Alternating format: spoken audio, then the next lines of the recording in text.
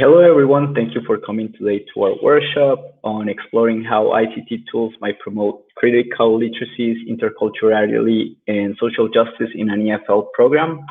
We are Mauri Aguirre and Cristian Medina. We're both professors at the Foreign Language Teaching Program of the School of Languages of the Universidad de Antioquia.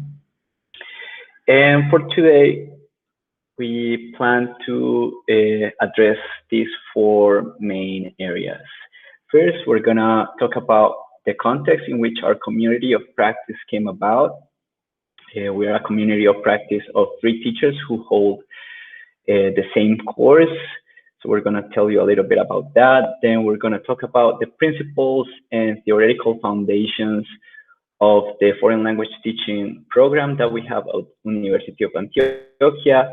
And then we will have a practical session in which we will show you 2 platforms that we used during this pandemic and during this remote learning environment to continue the objectives of our English courses at the university. And finally, we will tell you the conclusions, the learnings and challenges that came about from this experience. Thank you, Christian. Hi, everyone. My name is Maure, and I wanted to share with you that, as Christian mentioned before, we're 3 professors at the School of Languages, Natalia Marin, who you can see in the picture, Christian Medina, and myself. And we started to create this community of practice because we wanted to build knowledge together, and we wanted to find answers to our concerns about teaching. We were assigned the same course, English 2, Language and Culture, and we had so many questions about not only the content that we needed to teach, the grammatical aspects of the course, but also the methodology that we needed to implement. The new program proposed a critical approach to language teaching and learning that it's based on different theoretical foundations, different concepts that probably were new for most of us. And the huge challenge was to implement this course, develop this course following those theoretical foundations.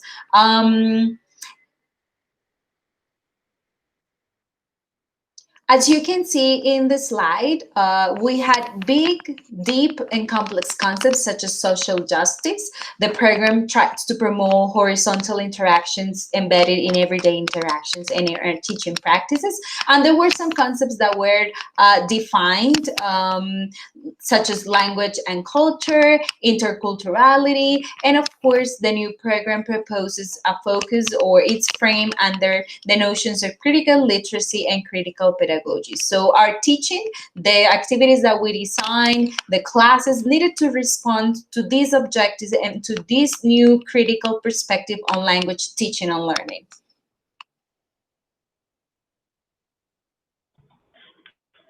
Thank you, Maureen. So one thing we want to mention right now is that no ICT tool is going to make an English course critical. Just as Pennycook says here, taking a critical approach to TESOL does not entail introducing a critical element into a classroom, but rather involves an attitude, a way of thinking, and teaching. So it's not really the ICT tools nor the content that provides the critical approach to the foreign language classroom. It's the attitude from the teacher. But we do want to mention that these ICT tools helped us achieve the critical objectives of the program that otherwise during the pandemic we wouldn't have been able to meet. So one of the biggest challenges that the pandemic posed in the switch to remote learning was keeping the classroom student-centered. During the first few weeks of teaching class in a online remote environment was the students reverted to being more passive. They reverted to being more used to the traditional ways of learning, in which they were basically expecting to be fed information by the teacher. And given the nature of the teaching program and of the approach that Mauri just explained, where the main objectives include reflection, action, and transformation on themes related to social justice, we needed to find ways to encourage student interaction, student collaboration, discussion, question, reflection, and basically communication. And so we found, well, first I'm going to talk about All Everywhere, which is a platform designed to collect students' responses. It's a student response system, also known as an audience response system, that allows for surveying of students in or outside of the classroom, synchronously or asynchronously.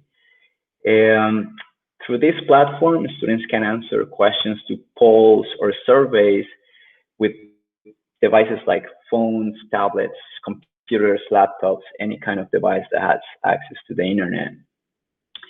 And it allows the teacher to quickly assess the student's comprehension of a course, but also allows to show the entire classroom students' answers to certain questions, as you will see in a minute. So I'm going to present you now how the platform looks like.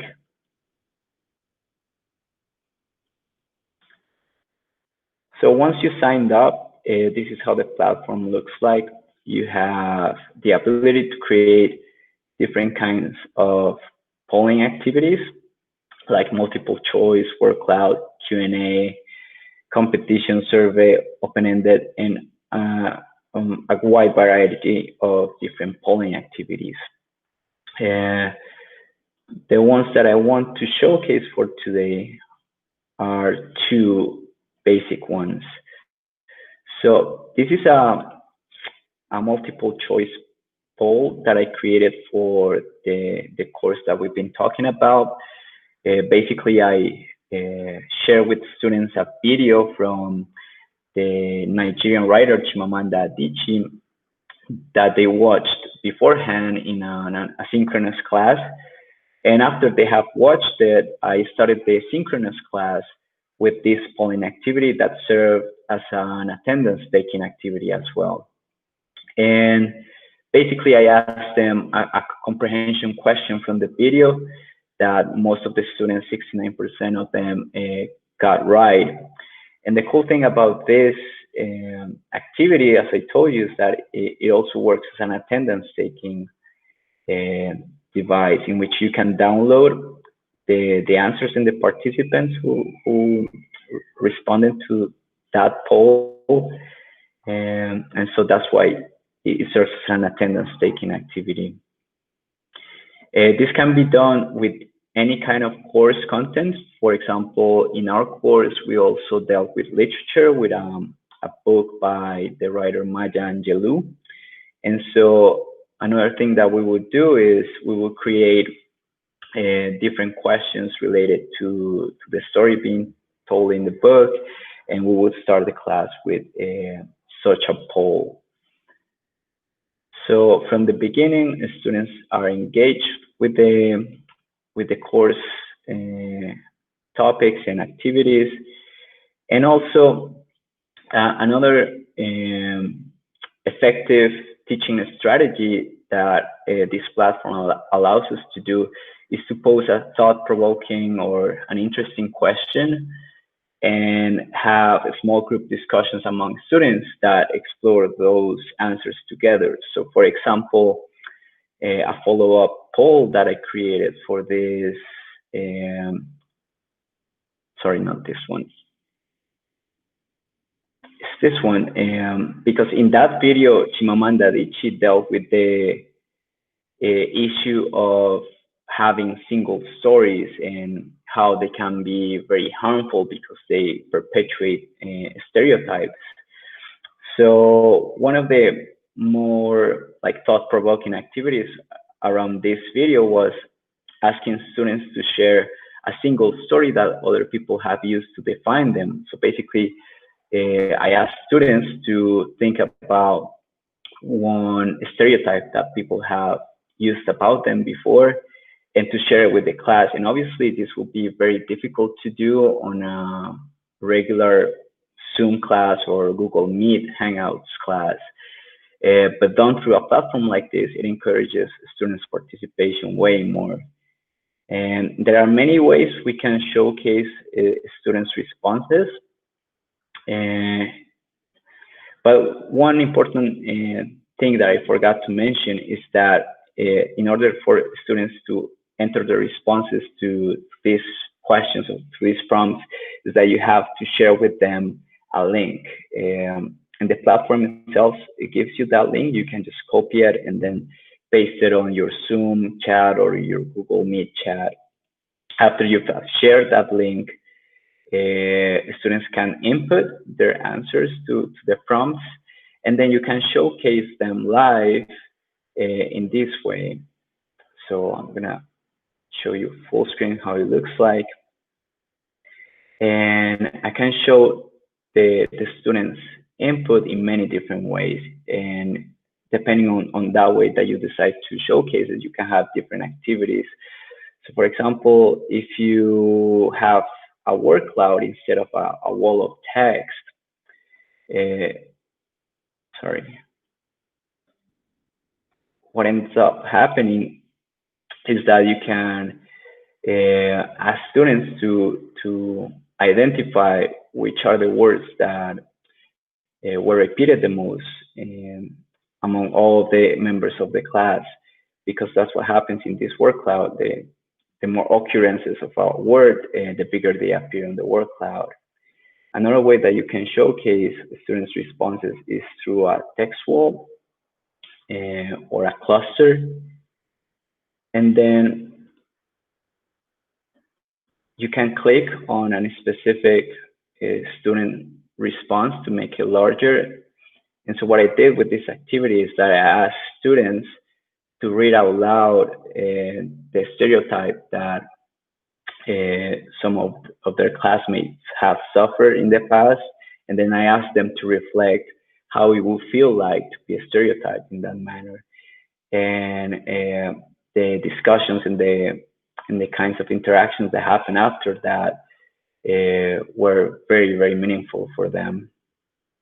So that is one way of using this platform. And there are many others that you can use, but those are the two that I'm going to present today.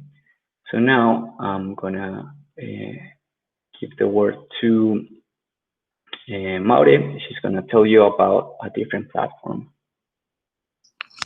Thank you, Christian. Now, I would like to share with you the experience that we have with a platform named Partly Idea. It's a platform that promotes asynchronous and synchronous participation and interaction. As we mentioned before, one of the biggest challenges was to encourage students to participate. If we are following a critical approach in which students need to deconstruct, needs to construct knowledge, deconstruct stereotypes, construct knowledge together, challenge positions of power, promote critical dialogue.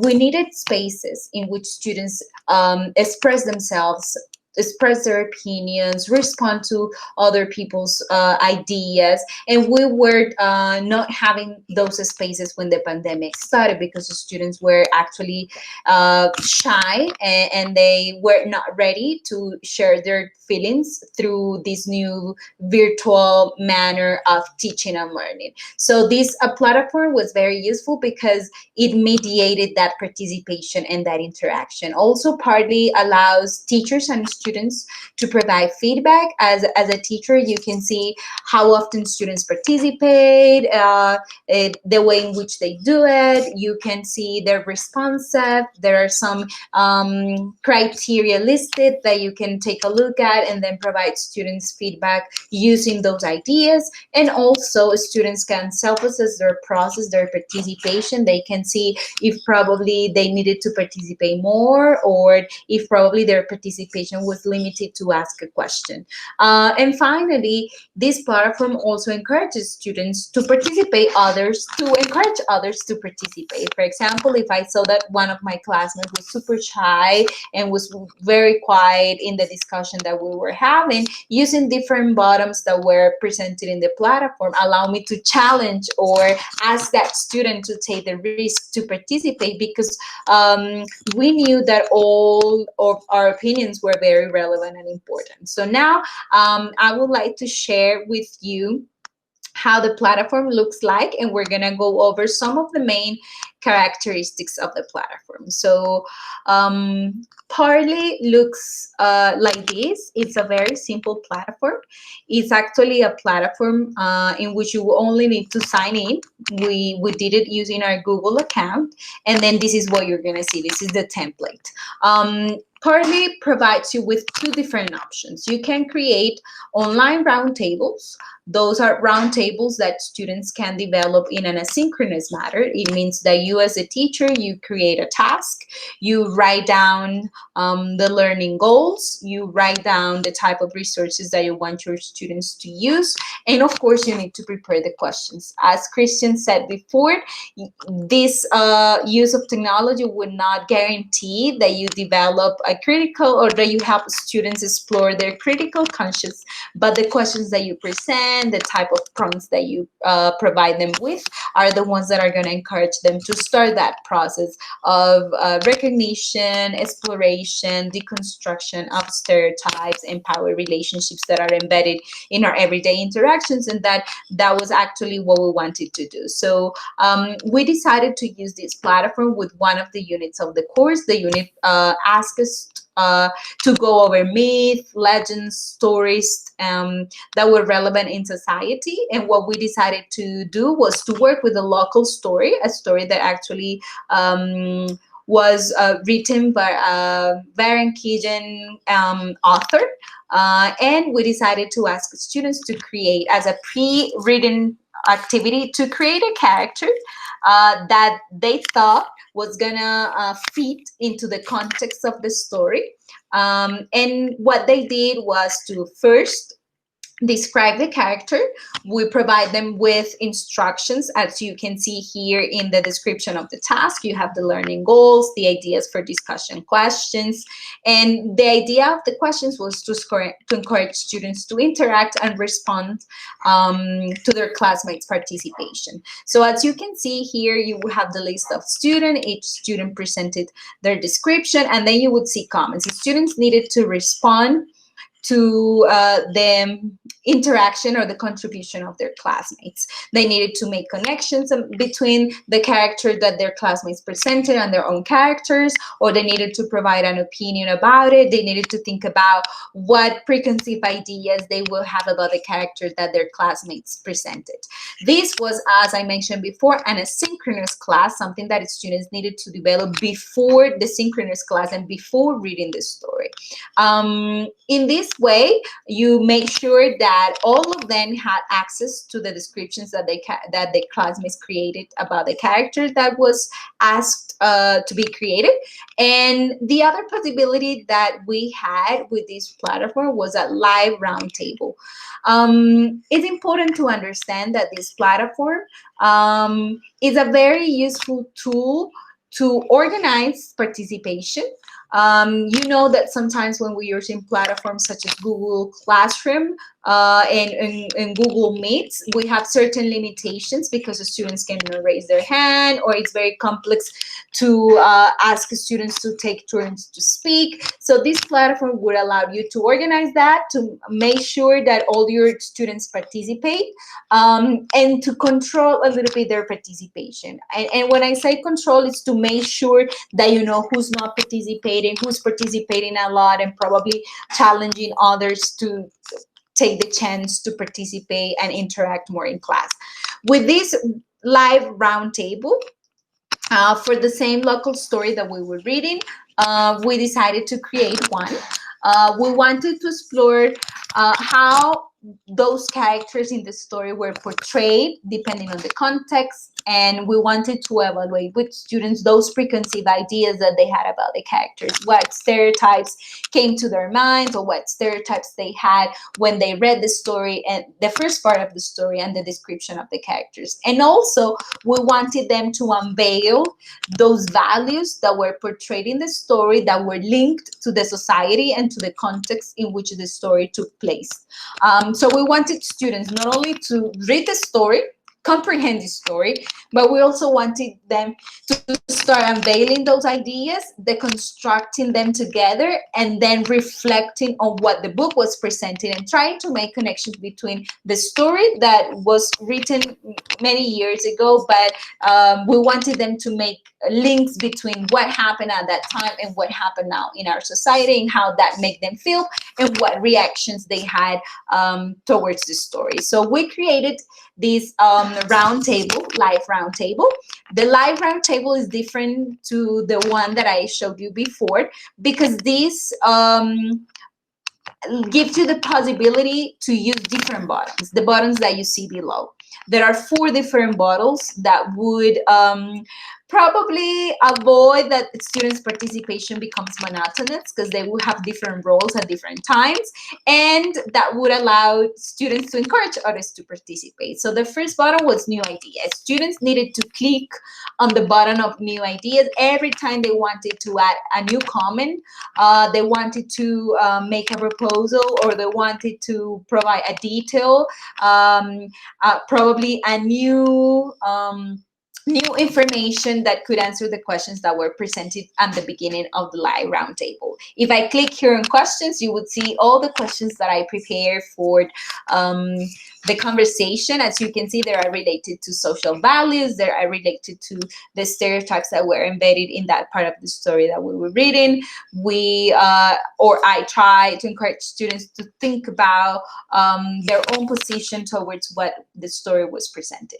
So if they had a new idea, they had to click on that. Then as a teacher, you would see how many students here in your screen. You would see if Vanessa wants to add a new idea. So you would see Vanessa's avatar there, and then you know that you have to give Vanessa time to speak and introduce her new idea. The second button is challenge. This was a way in which students could challenge other students to participate. So if there was any student that was quiet, shy, or if there was a student that they knew had a very interesting idea but was a little bit scared of sharing it, well, you could challenge that student. And that was also a way of giving students a voice in class and asking them to be part of this participation activity. And the build on bottom was a button that students used to add information to a classmate's contribution, to probably provide an extra detail of what someone else mentioned before, or to continue expanding one of their classmates' idea. And the last button was question. Students could ask clarifying questions, follow-up questions. Students could ask questions to their classmates based on what they had mentioned before, and they could also contribute to the list of questions that I presented at the beginning. So this platform would allow you as a teacher to see what type of contribution students wanted to have, and also to see who were participating more, who needed more probably motivation to speak. And it was a way of organizing, giving everyone time to interact and to discuss in the round table.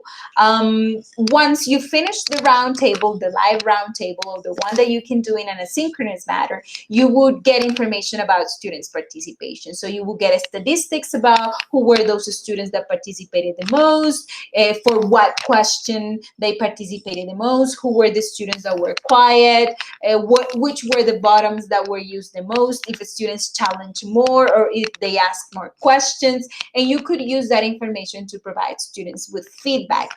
This platform also allows you to create grids, or to create like a list of items that you would like to evaluate where students participate, and then you can use those templates to send students feedback, or to show them that they probably need more they will probably need to participate more in class. So as I mentioned before, it's a platform that allows you to promote participation, interaction, discussion, especially when we have a program that is framed under a critical approach, and in order to achieve those goals of interculturality, unveiling stereotypes, deconstructing power relationships, we needed to create spaces for conversation, for reflection, for dialogue, for interaction, for participation. And we were not having that when the pandemic came.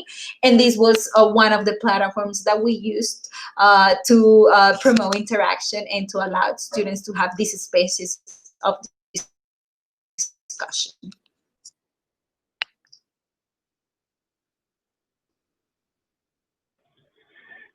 Thank you, More. And then to finish up our presentation, we just want to give some of the conclusions, some of the learnings and challenges that we've gathered after these experiences. And so even though both platforms fall everywhere and parlay ideas can provoke dialogue and discussion, they also come with their own set of learnings and challenges.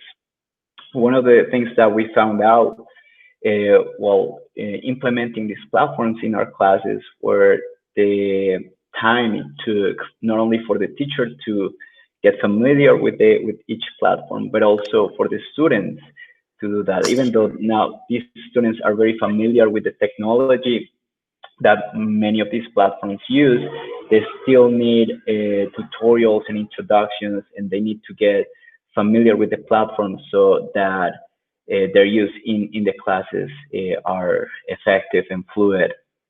And another big learning that we got from this experience is that for these kinds of approaches, critical approaches to language teaching and learning, spaces for dialogue, discussion, and reflection are essential. They are the bread and butter of these kinds of approaches and of these kinds of classes. So even though we were thrown in this really uncomfortable situation, that we were forced to become virtual teachers, essentially, we do not have to give up our abilities to have a critical perspective on our English teaching. And some of the challenges are related to the time that we needed to invest in the planning stage of using this platform. We still need a lot of time to prepare the questions, to know the platform, to share time with students exploring it together. We also had students that continue being resistant to the use of platform, to the way in which now classes are taught. They were resistant to the virtual modality that we were implementing. They didn't have things against the methodology or the topics, but they were resistant to the use of technology or to the mediation of technology in classes. And well, we experienced several challenges at the same time. It was a new program with a new perspective. It was a new course. It was the first time that some of us taught the course. So at the beginning, we didn't know how to start.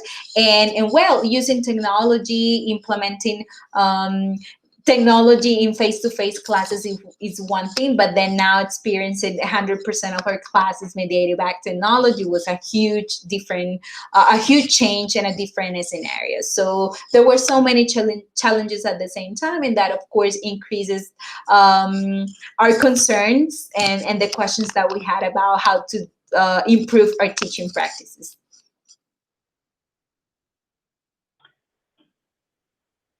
So that is it. Thank you so much for coming today to our workshop. We're really happy to be here at ASOCOPI, and we are open to any questions, comments, or doubts that you might have about the things that we presented today. Thank you so much. Thank you guys for attending our presentation. Thank you. Have a good day.